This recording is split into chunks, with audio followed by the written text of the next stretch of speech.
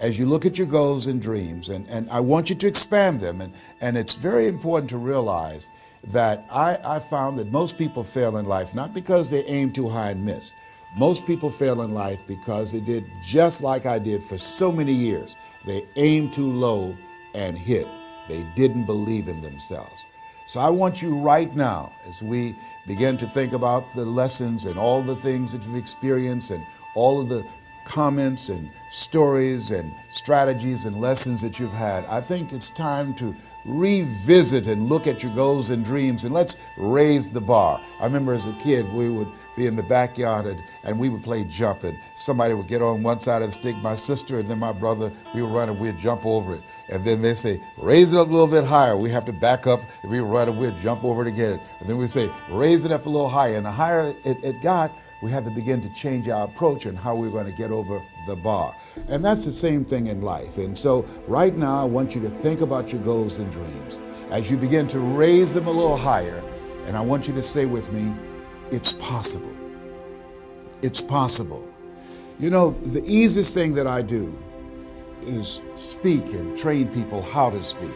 Go into prisons and juvenile detention centers, into high schools and colleges. Speak before thousands of people. I can do that in my sleep. Let me share with you the most difficult thing I've ever done in my life. And it took me years to do. And that was to believe that it was possible. To believe that I can do it. Given my circumstances, born in an abandoned building on a floor, being adopted, being labeled educable mentally retarded, failing twice in school, no college training, never worked for a major corporation. To believe that I had something of value to say, that somebody would want to listen to me, to believe that somebody would pay me to talk to them. Have you ever thought about something you wanted to do and you talk yourself out of it? I remember going to see Zig Ziglar, who I consider the #1 motivational speaker on the planet, and Dr. Norman Vincent Peale when he was alive, and Robert Schuller. I used to see them and I would be so pumped up and inspired after hearing Jim Rohn, who recently passed, one of the great motivational speakers of all time, and Charlie Tremendous Jones. And I would go to my car pumped up, saying, yes, yes, yes, I can. And then after a while, my mental condition would kick in.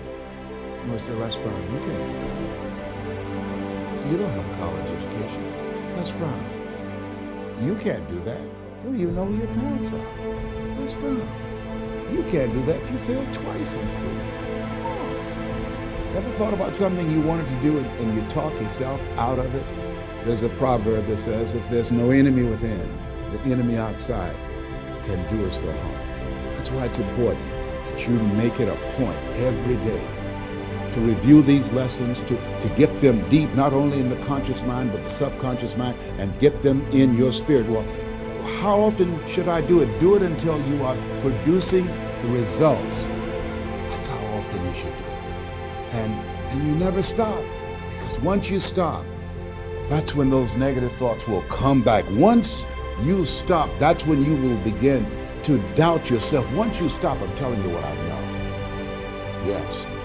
Every day, it's a selling job on you. It's possible. I can do this. I can make this happen. No matter how bad it is or how bad it gets, I'm going to make it. It's possible.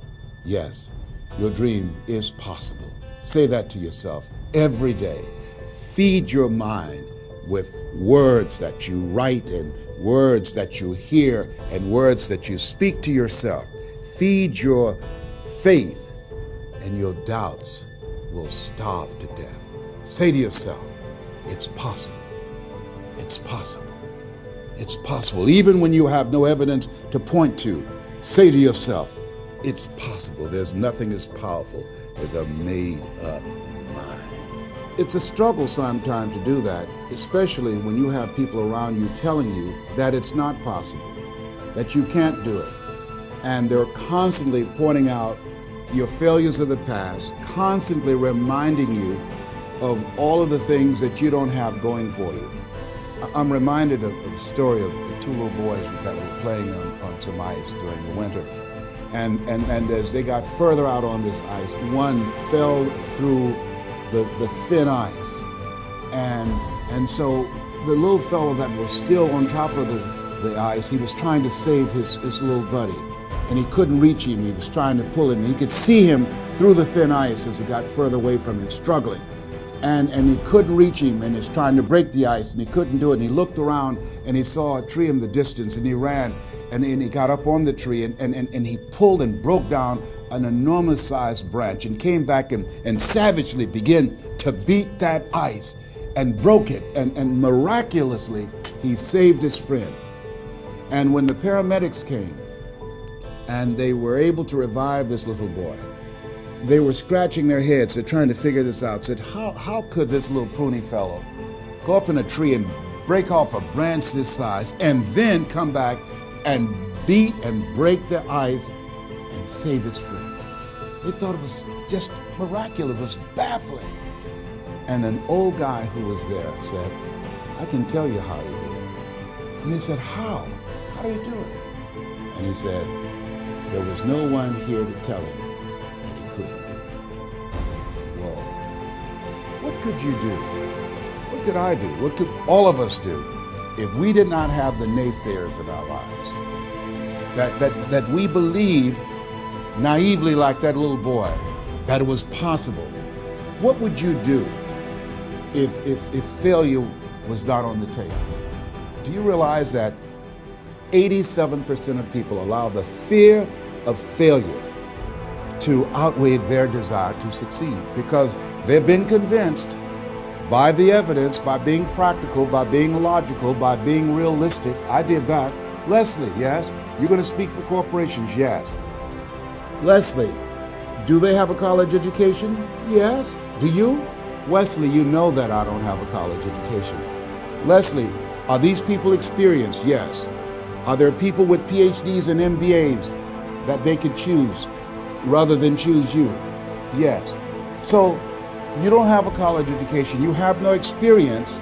You're talking about becoming a speaker, and they're going to reach over people with PhDs and MBAs and years of experience and choose you. Are you being realistic? Come on, Leslie. Come on, Leslie. You can't do this. My brother, he's a wonderful person. And he constantly reminded me that I couldn't do what I'm doing now. But that really wasn't the bad part. The real bad part was I convinced myself that I couldn't do it. Not only because of those things that he pointed out, being practical and realistic, but also that within myself, I didn't believe what Mike Williams, my mentor, said was possible for me. Have you ever had somebody who believed and saw something for you that you didn't see for yourself? And here's how I escaped that. I discovered that sometimes you have to believe in somebody's belief in you until your belief kicks in.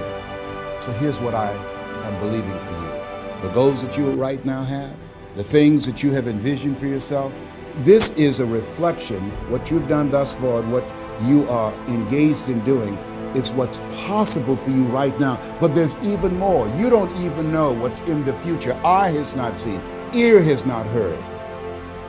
If you believe in yourself, if you constantly remind yourself after every defeat, after every setback, every time you get knocked down, I've got a saying, if life knocks you down, try and land on your back, because if you can look up, you can get up. See, a lot of people, because of failure, they stop believing. Let me share something with you. You will fail your way to success.